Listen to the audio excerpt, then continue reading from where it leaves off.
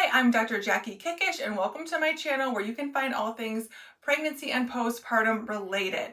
So today is part 2 of our 3-part series, What is Making Your Mommy Tummy Worse? So this is part 2. Again, if you missed the first video, please go back and make sure you watch that. But today we're going to dive into a second factor that is most likely making your mommy tummy worse that you might not even realize.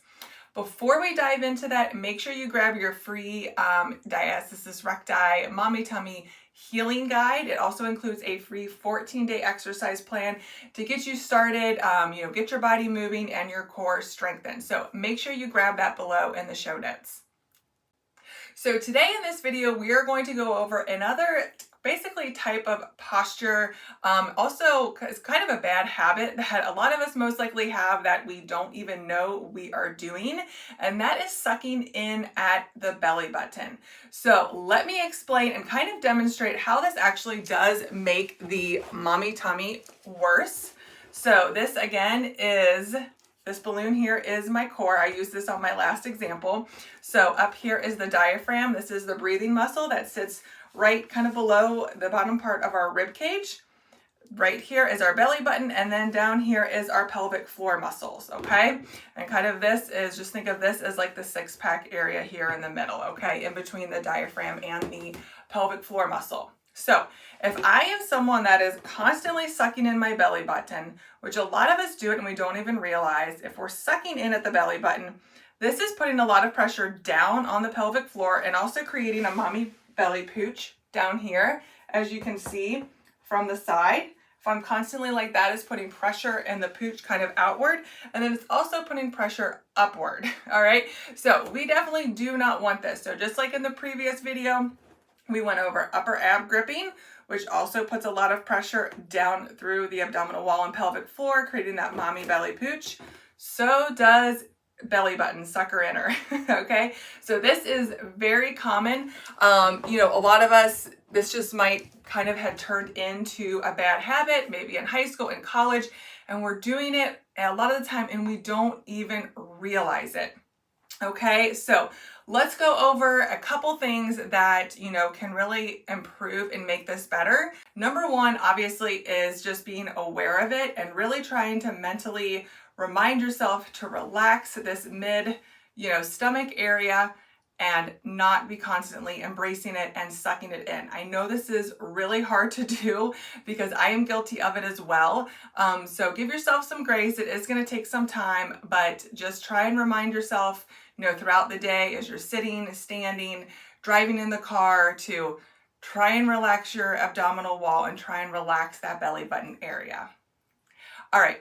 Second thing that I want you to work on is spinal mobility. So once we kind of relax this area, we really want to work on increasing mobility and range of motion in our spine, which is really important when it comes to healing an abdominal separation or pelvic floor dysfunction. So we're going to go over a couple spinal mobility exercises right now that you can do at your house.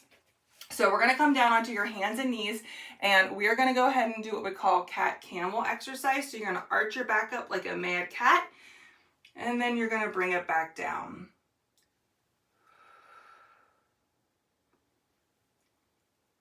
And I want you to go ahead and do maybe 15 to 20 of those. All right, the next one we're going to do, this is called thread the needle. So I'm on my hands and knees again. My left hand is going up in front like this. I'm going to take my right hand and come underneath and reach under. And make sure that your hips and your pelvis are, kind of straight underneath you. Sometimes it has a tendency to pull you to the side that this bottom arm is going under. And try and hold that for a good 10-15 seconds. And then you're going to come back up. Okay? And then I would say try and do this 5 times on each side. Okay, and this again is working on increasing that mobility through the spine.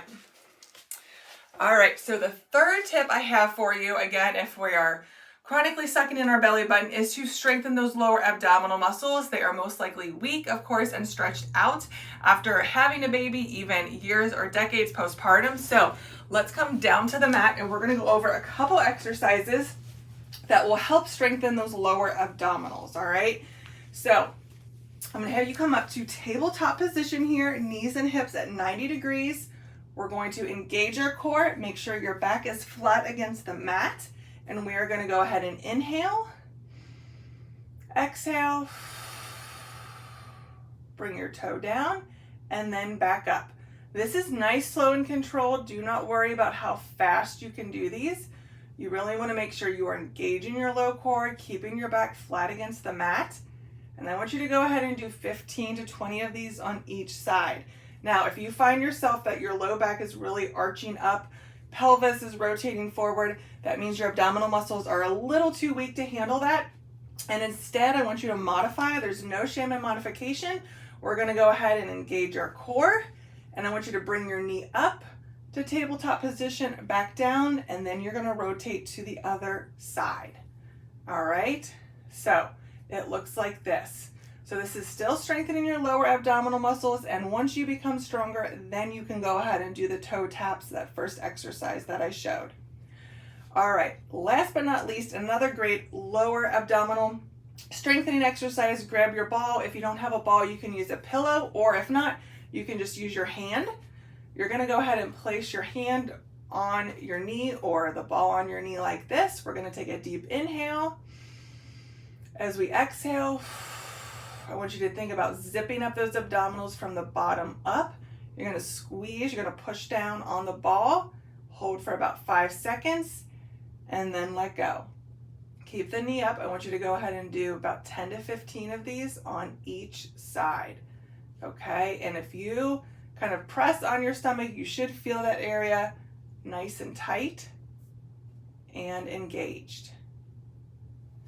All right, so go ahead and start off with those exercises, and of course, just being more mentally aware of that, of that deficit if you're doing sucking in at your belly button.